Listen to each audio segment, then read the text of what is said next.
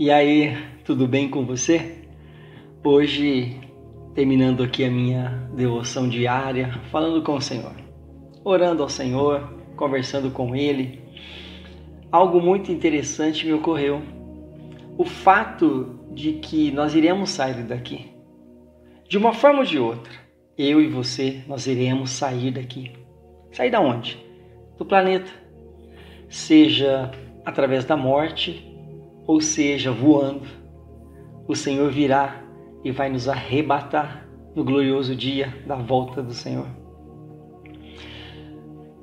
E o que vai acontecer depois? O que vai acontecer após o arrebatamento ou após a sua morte ou a minha morte? De uma forma bem simples, o Espírito Santo me disse assim: vai ser apenas uma continuação, mas antes você vai passar diante do trono de Cristo e ali vai ser questionado o quanto você o conheceu, o quanto você teve intimidade com Ele, o quanto você se tornou imagem e semelhança dEle, o quanto você cresceu à estatura de varão perfeito nele, o quanto a essência de Cristo se tornou em você. Isso muito me alegrou, me trouxe um regozijo hoje, já um pouco cansado da viagem, um retorno de 850 quilômetros, foram quase 12 horas de viagem, um trânsito muito intenso, mas em todo momento a certeza da presença do Senhor e a vontade de chegar em casa, abraçar a pequena Eloá, abraçar a esposa e dizer: que bom que vocês estão aqui, como é bom voltar para casa, como é bom estar junto. Isso me fez pensar a respeito disso. Como vai ser quando você sair daqui, fizer essa passagem?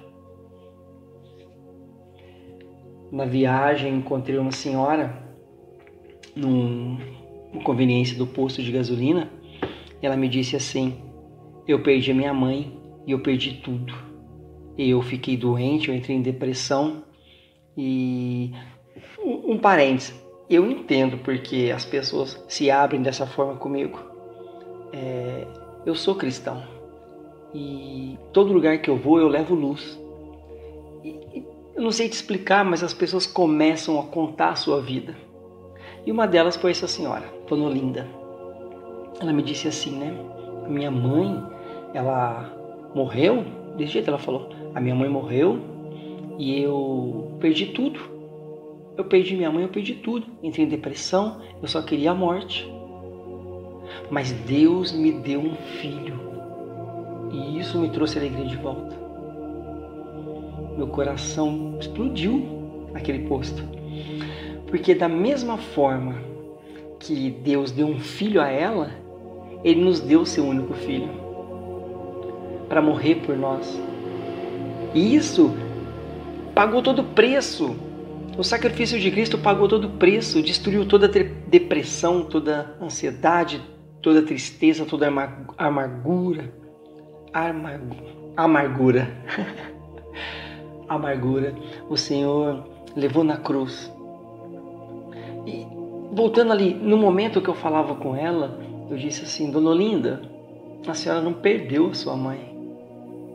Porque ninguém perde o que não tem. A nossa mãe não é nossa, ela é de Deus, assim como a senhora e eu somos de Deus.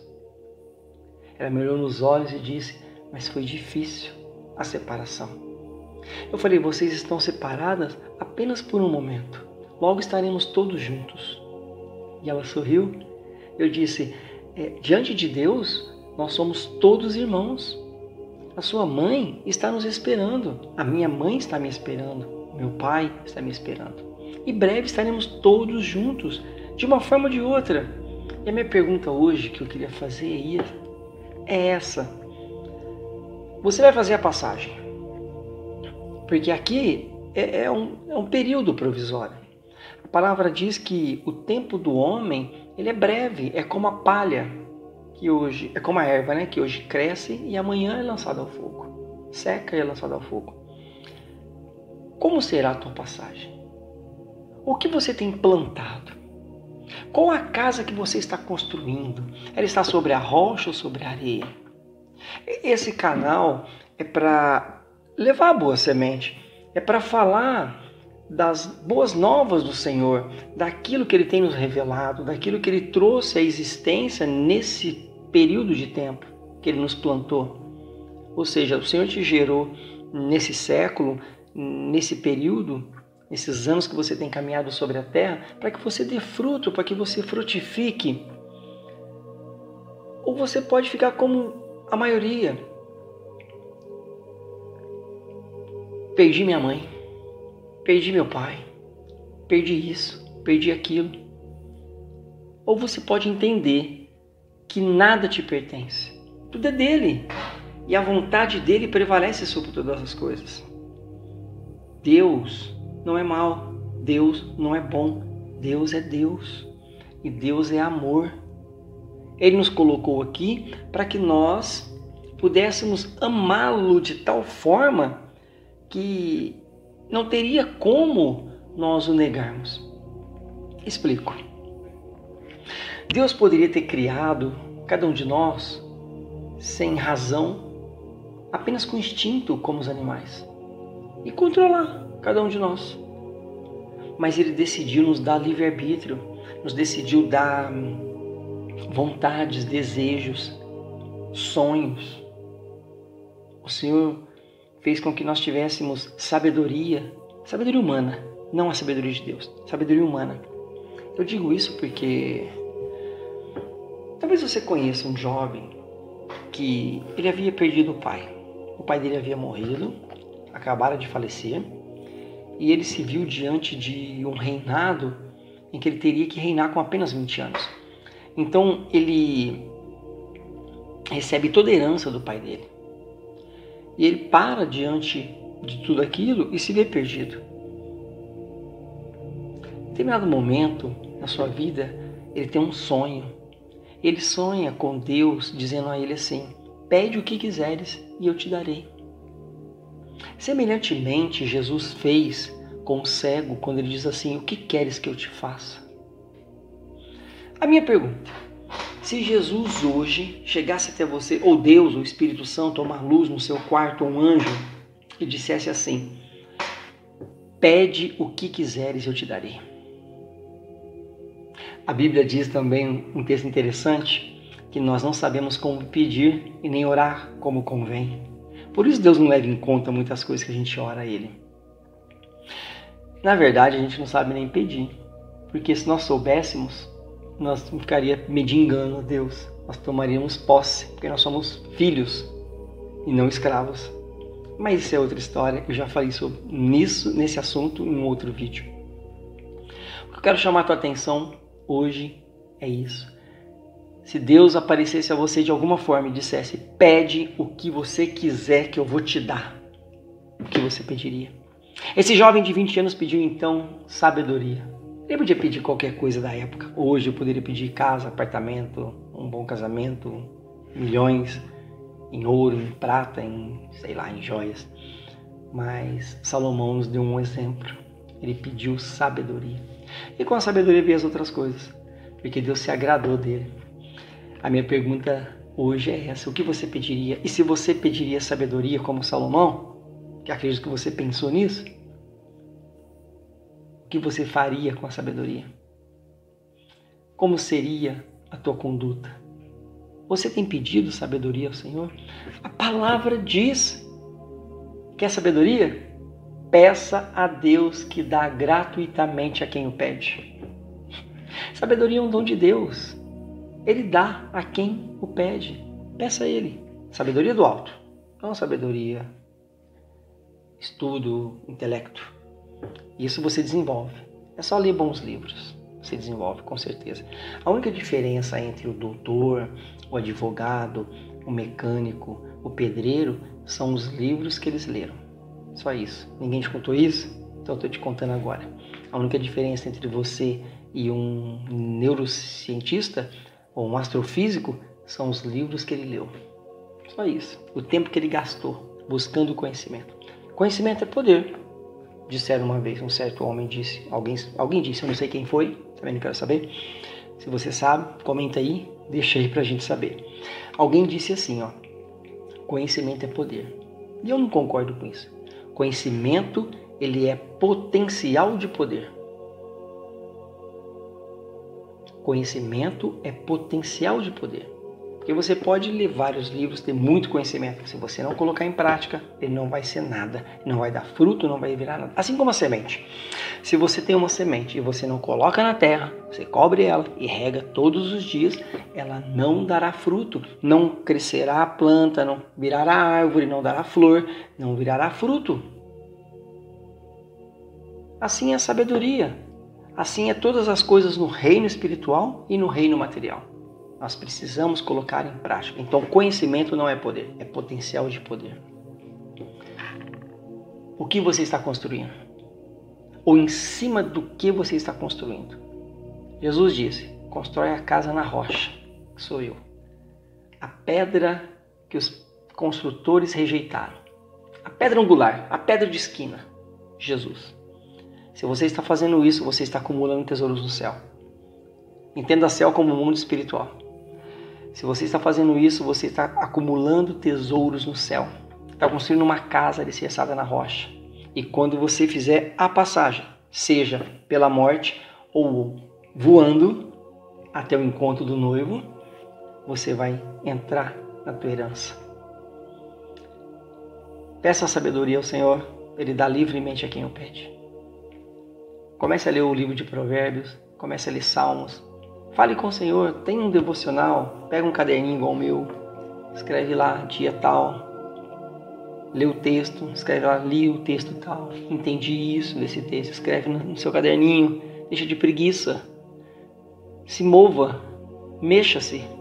Você precisa colocar em prática, você precisa fazer algo para que a sua vida espiritual cresça. O que importa, como eu disse no começo, quando você fizer a passagem, é o quanto você o conheceu. Lembra que conhecer é ter afinidade com Ele, é ser um com Ele, porque conhecer é o ato mais íntimo da vida de um casal? O que vai ser questionado de você é isso, o quanto você soube de Jesus. Só a história? Só os contos? O Natal 25 de dezembro, que comemora o Deus Sol, o solstício de inverno? Horus, que a religião colocou Jesus no lugar? Ou a Rainha dos Céus, que vem lá de Diana, lá de trás do paganismo, que foi introduzida dentro da igreja, da religião, como Maria, a Rainha do Céu? Pesquisa, questione a sua fé. Você precisa questionar a sua fé. Olha aqui, ó, um exemplo. Vou terminar, não vou me alongar muito não. Mesmo porque você não precisa ficar ouvindo essas coisas. Obrigado por você que está ouvindo. Maria, diante do anjo, ela questionou. Pega o exemplo de Maria. Ela nos ensina a ser sábios. Maria fala para o anjo assim, como se fará isso? E o anjo responde, a sombra do Altíssimo te envolverá. E você conceberá um filho. Interessante, Maria não falou, por que eu? Ou por que vai fazer isso? Maria disse, como se fará? Quando você questiona, quando você diz, como se fará? Como será? Como é isso? Você está questionando, e questionar é ser sábio na filosofia. Duvidar, ou falar por que, você está duvidando. Por que você está duvidando? E quando você fala por que, você está negando as coisas do reino. Questione a tua fé. Questione.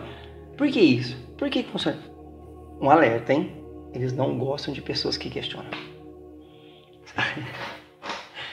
Eu vou parar de falar essas coisas porque é complicado. Mas, por muito tempo eu fui vaquinha de presépio, sabe? Sabe aquelas vaquinhas de presépio antigo? Elas ficavam com a cabecinha assim balançando. E uma voz dizia, amém, amém. Eu não sei se você conhece, assim, é um presépio meio articulado. E ele se move, né? em movimentos. E a vaquinha balançava a cabeça e o sininho batia, como se estivesse dizendo amém. Amém para tudo. Até quando você vai falar amém para tudo na sua vida?